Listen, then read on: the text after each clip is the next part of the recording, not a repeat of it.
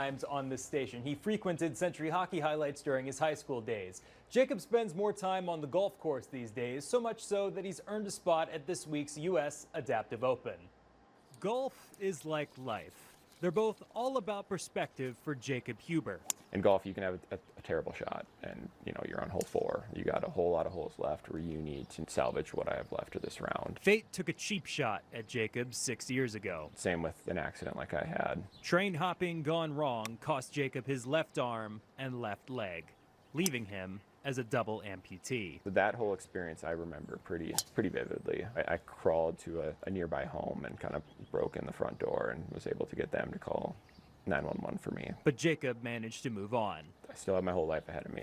I can't let that define me. I need to move on and continue to try to do better on the next hole. Move on into a whole new world. For all things amputee, there's a lot of things out there that it's a whole world that I just never knew existed until I'm thrust into it. And the accident led to his reintroduction to golf.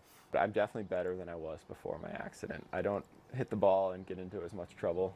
It's a little easier to just keep the ego in check and just put it in the fairway and move on to the next shot. With the help of a few friends. We're going to the golf dome. We're going to figure this out. And so they're both left-handed. So they brought a lefty set. Grant brought a righty set. We're going to hammer this out today, which way you're swinging. From I swung right that day. And so I just decided to stick with that. Golf and having an accident like that, it kind of go hand in hand. Jacob will go up against 95 other competitors from 10 different countries at the U.S. Adaptive Open. He's the only one from North Dakota.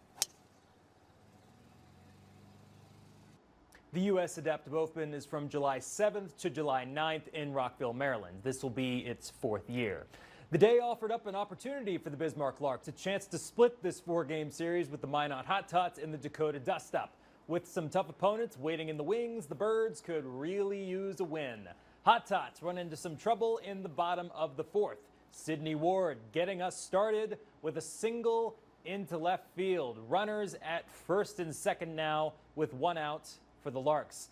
Now Ricardo Apani hits a can of corn to shallow center field, and it drops. Eric Descend scores on Apani's 21st RBI on the season. Larks are on the board. They get 3 in the 4th. Tyson Greenwood on the mound for Bismarck gets the strikeout here, 1 of 3 for him on the afternoon.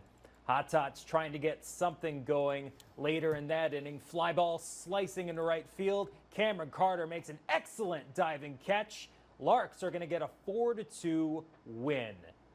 I am still in awe from the walk-off bunt from yesterday's Twins-Rays game. The Twins got the series win against Tampa Bay yesterday. Today, they go for the sweep.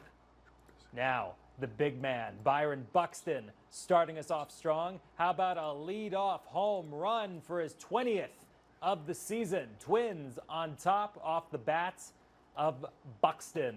Now to the top of the 3rd, Taylor Walls hits one over the wall. This one ties us back up at 1. Rays end up taking a 4-2 lead in the 8th inning, and then Harrison Bader comes along. His 3rd home run in the last 3 days ties the game at 4. Man, have a 4th of July weekend, Harrison Bader.